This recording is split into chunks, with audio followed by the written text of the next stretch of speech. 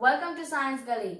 In today's video, we are going to learn reflection and the types of images, virtual and real images. Friends, have you ever wondered why we are able to see an object only in the presence of light and not in the darkness? This is because of the reflection of light. Now, what is reflection?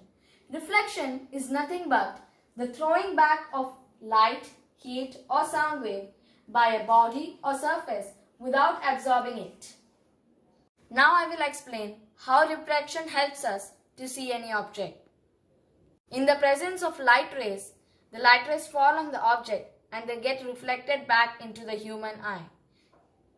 Our brain then processes the image and we are able to see the object. In the darkness, there are no light rays falling on the object, so there is no question of reflection. There are three things that might happen when light rays fall on any object. Number 1. The light rays falling on the object might get reflected. Or 2. The light rays falling on the object might pass through the object and this means that they are transmitted. 3. The light rays may get absorbed by the body. Based on this, there are three types of objects: opaque, transparent and translucent. Opaque objects are those which do not allow any light rays to pass through them. Transparent objects are those which allow the light rays to fully pass through the object. And translucent objects allow the light rays to partially pass through them. Before we move on to our topic, types of images, let us learn the two types of mirrors: plane mirror and spherical mirrors. Plane mirror is an opaque object and does not allow any light rays to pass through it. Spherical mirrors are of two types: concave and convex. The inner surface of this spherical spoon is concave and the outer surface is convex. There are two types of images: virtual image and real image. Using the plane mirror, we always get a virtual image. In case of convex mirror, we always obtain a virtual image, which does not depend on the distance of the object from the mirror. In case of concave mirror, we may get a virtual or real image, depending on the distance of the object from the mirror.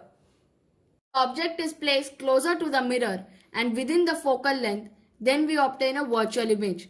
And when the object is placed far from the mirror and beyond the focal length, then we obtain a real image. I will explain this in detail later on when we study about the real image. Let me explain the concept of virtual image with a practical example. When I place this sharpener in front of the mirror, an image of the sharpener is formed. When we see the image, it seems that it is formed somewhere behind the mirror, but there is nothing behind the mirror.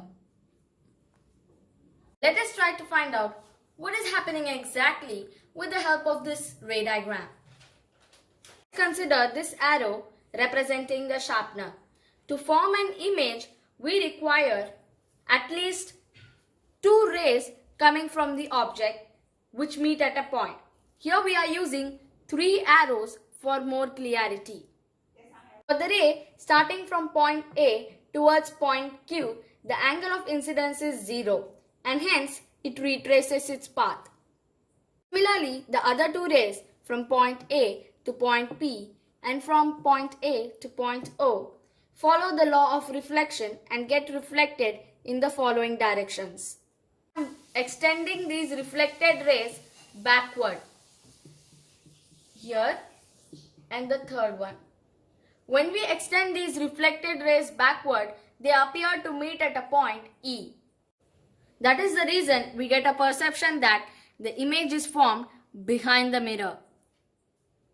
As we have already learned that the plane mirror is an opaque object, there is no chance of the light rays to get transmitted to the back of the mirror. This image formed is a virtual image and not a real one. The virtual image is erect. It is as the same size of the object. It is formed at the same distance as the object. Now let's see how real images are formed. For that, we need to replace the plane mirror with a concave mirror. Let's consider light rays from the same object incident on the mirror.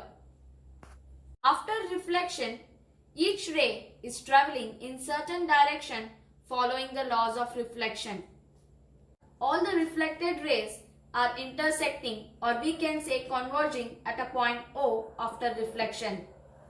Is formed at this point O. These images are always inverted and formed at the same side of the mirror as the object is.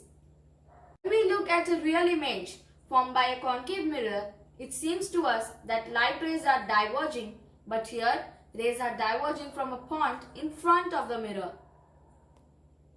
This is how a real image is formed. Images formed by the concave mirror can be real or virtual, depending on the position of the object with respect to the focal length. As you can see, in this case, the object is beyond the focal length, so we get the real image. If we move this object close to the mirror within the focal length, we will get a virtual image. Thank you for watching the video. I hope it was helpful. For more videos, stay tuned with ScienceGully.